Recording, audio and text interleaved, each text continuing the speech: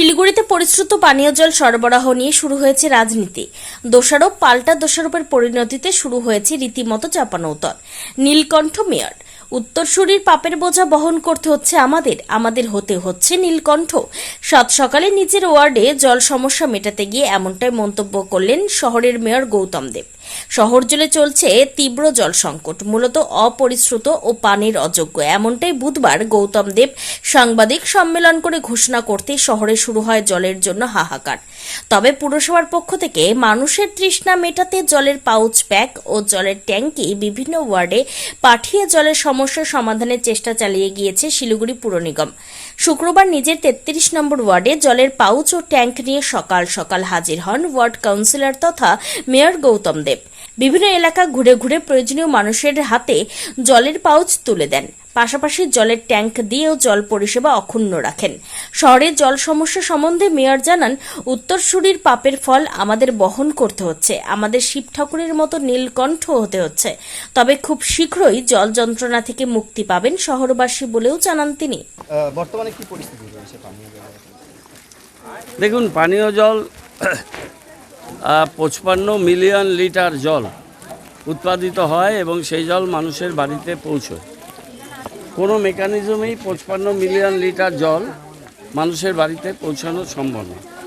Alternative arrangement হিসেবে যে জলটা মানুষের কাছে আমরা এখন আমাদের নলবাহিত পানীয় জল, সেই জলটা রান্না করা এবং জলটা পান করা ছাড়া অন্য কাজে লাগবে, এটা বিশেষজ্ঞরা আমাদের বলেছেন। আমরা সেভাবেই কাজ করছি। যে মুহূর্ত আমাদের কাছে এই জল পান করা উচিত হবে না বলে পিএইচই ডিপার্টমেন্ট এবং অন্যান্য কনসার্ন ডিপার্টমেন্ট আমাদের বলেছেন, সেই মুহূর্তে আমরা অল্টারনেটিভ আমাদের যা অ্যারেঞ্জমেন্ট ছিল সেই অ্যারেঞ্জমেন্টের মাধ্যমে গতকাল আমরা জল দিয়েছি। এর 29 তারিখ বিকেল থেকে আমাদের সেই জল আমরা পরিষেবা পৌঁছেছি। আমরা কালকে আমি রাত্রির 12টা 10 অবধি ছিলাম কর্পোরেশন এবং 47টা কাউন্সিলরের মধ্যে একজন কাউন্সিলর বিদেশে আছে। 46 জন কাউন্সিলরের সাথে কথা বলেছি, আমাকে নিজেকে বাদ দিলে 45 জনের সাথে কথা বলেছি। দুজনের সাথে আজকে সকালে কথা হয়েছে। টোটাল মনিটরিং করেছি। আমাদের 26টা গাড়ি ছিল, সেই গাড়ির সংখ্যা অনেক বাড়বে। আজকে আমরা একটার সময় প্রেস কনফারেন্স আছে, সেখানে আমি বিস্তারিত বলব। সেই গাড়ির সংখ্যা বাড়বে। পাউচ আমরা গতকাল ইভিনিংয়ে আমি যেটা মনিটরিং করেছি রাত্রেবেলা পর্যন্ত 20,000 করে পাউচ কালকে পার বড় গেছে, অর্থাৎ 1 লাখ লক্ষ্যমাত্রা গেছে। আজকে কত পাউচ আমরা উৎপাদন করতে পারবো সেটাও আমি প্রেস কনফারেন্সে বলবো। এখানে বলে দিলে প্রেস কনফারেন্সে মানে হবে না, এটা বলবো। আমাদের বড় চেয়ারম্যান, আমাদের অল কাউন্সিলর, সমস্ত কাউন্সিলরদের কথাই বলবো। তাদের সবার তাদের নিজেদের গ্রাউন্ড জিরো লেভেলে আছে। দেখতে পাচ্ছেন এটা আমার নির্বাচিত ক্ষেত্র এবং এখানে যেটা প্রচার করা হচ্ছে বিজেপি বিধায়ক বলেছে সেটাও খুব ভুল কথা।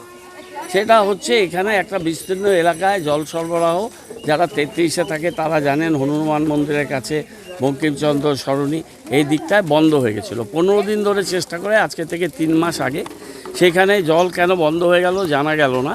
তারা বললো যে একটা পাম্পিং স্টেশন করতে হবে। পাম্পিং স্টেশনের প্রক্রিয়া আমাদের স্বাস্থ্যকেন্দ্রের পাশে হচ্ছে। এমসিসি কোড উইথড্র হয়ে গেলে সেটা টেন্ডারটা আমরা করেছি, সেই টেন্ডার আমরা খুলতে পারবো। ইন দ্য মিন টাইম একটা জলের গাড়ি দিয়ে ওখানে বিস্তীর্ণ এলাকায় 2টো ব্লকে জল সরবরাহ হচ্ছে। সেটা আজকে 2.5-3 মাস ধরে ওখানে চলছে ওই জল। এরকম জলের ট্যাঙ্ক আমরা কিছু ওয়ার্ডে দিচ্ছি। সেটাই যে শিডিউল আমাদের বেরিয়েছিল, সেই শিডিউলে লেখা ছিল ওয়ার্ড নাম্বার 33 ডে লং, অর্থাৎ সারাদিন। সেটা তো 3 মাস আগের থেকে আছে, সেটা এই ক্রাইসিসের জন্য নয়।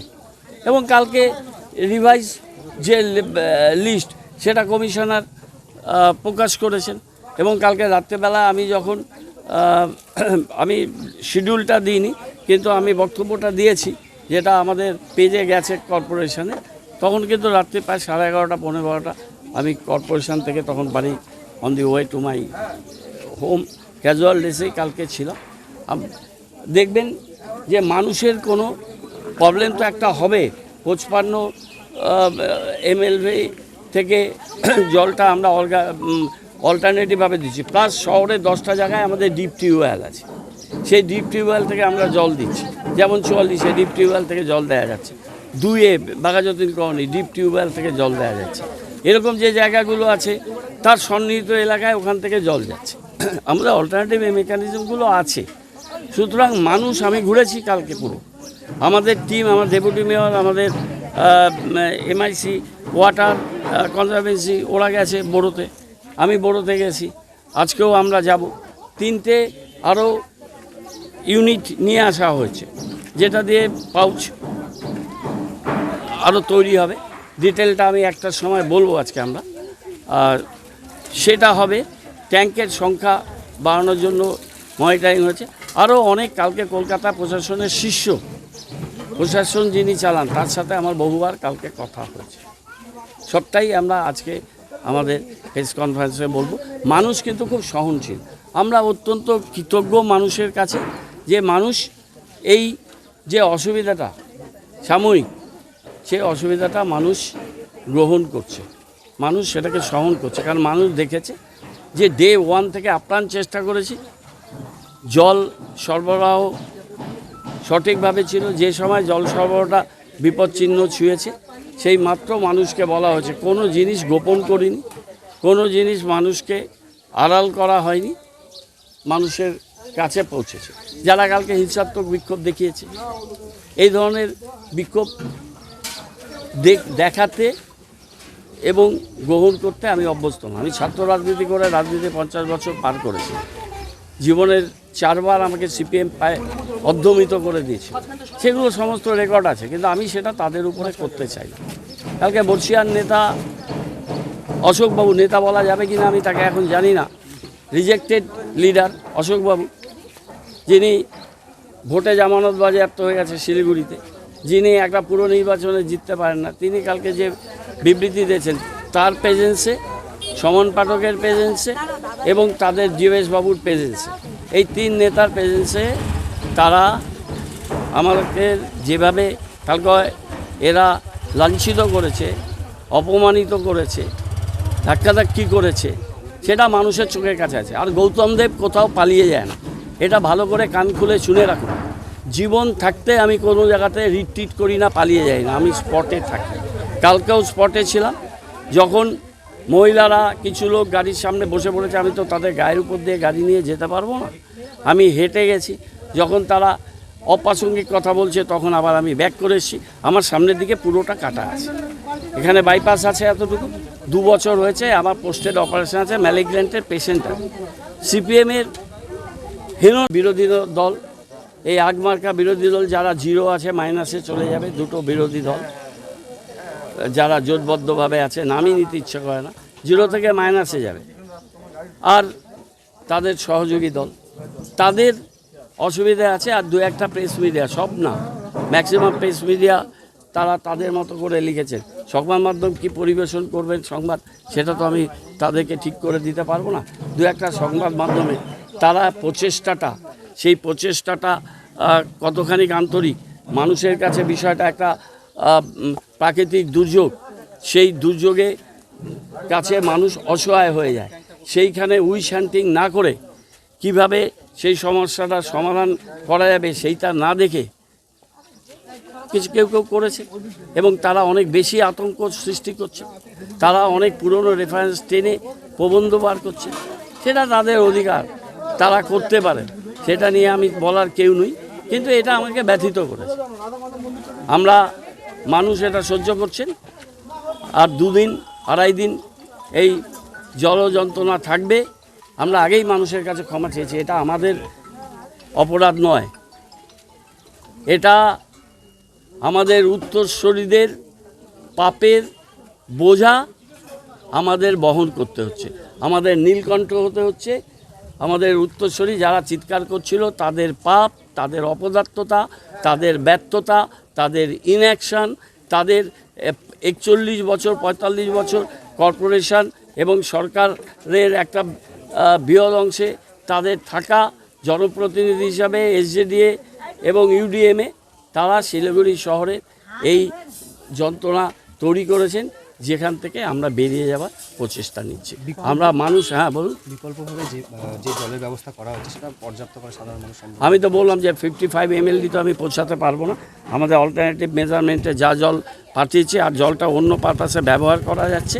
সুতরাং মানুষ এই অসুবিধা তো হচ্ছে, আমি বলতে পারি না যে মানুষের কোনো অসুবিধা হচ্ছে না, এটা তো অযৌক্তিক কথা। মানুষের অসুবিধা হচ্ছে, কিন্তু মানুষ সেই অসুবিধাটাকে নিচ্ছে, সহ্য করছে। মানুষ বুঝতে পারছে যে এই অসুবিধার জন্য যারা এই বোর্ডে আছে তাদের কোনো দায় নেই, তার দায়িত্ব আছে, দায় আছে, কিন্তু তারা এর জন্য দায়ী নয়। এই কথাটা আমি রিপিট করছি এবং আমাদের প্রচেষ্টাটা মানুষ দেখছে।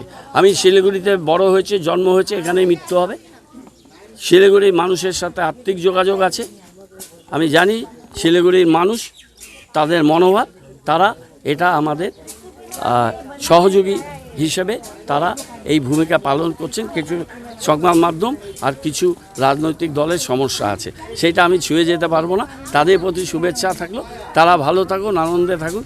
একটা ইস্যু পেয়েছেন, তারা 1 তারিখ পর্যন্ত আরও অনেক কিছু লিখে যাবে। ইনটেক ওয়েলটা শেষ হতে কালকেও কথা হয়েছে, পেয়েছি সেক্রেটারি, এগুলো আমরা সব ওইখানে আমি বলতে চাই। ইনটেকটা আমার নিজের ধারণা ওরা 21-22 তারিখে হ্যান্ডওভার দেবে বলেছে জুনে। আমার ধারণা জুন পুরো কমপ্লিট লাগবে। তাহলে আমি প্রেস কনফারেন্সে কীভাবে বলবো? না ওখানে বলবো, ওখানে বলবো প্লিজ। এটা বলে ওখানে ইস্যু থাকবে না, অনেকগুলো ইম্পর্টেন্ট বিষয় বলবো।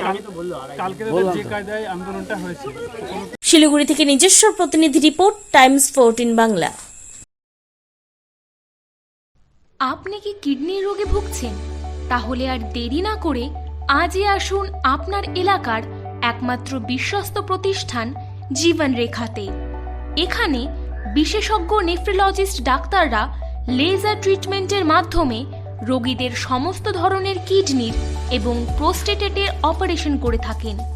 রোগী দেখছেন nephrologist doctor Arkaprava Chakraborty, SSKM hospital, Kolkata. Doctor Sunil Kumar, Apollo hospital, Kolkata. Doctor Pinaki Mukherjee, NRS hospital, Kolkata. এছাড়াও এখানে প্রতিদিন অপারেশন করছেন ও বহির্বিভাগের রোগী দেখছেন ইউরোসার্জন ডক্টর আতার কাশিম, PG হসপিটাল, কলকাতা। তাছাড়াও এখানে স্বাস্থ্যসাথী কার্ড ও ওয়েস্ট বেঙ্গল হেলথ স্কিমের সুবিধা রয়েছে। আমাদের ঠিকানা রায়গঞ্জ, উকিলপাড়া। বিশদে জানতে কল করুন 8373066655 অথবা 8373066644 এই নম্বরে।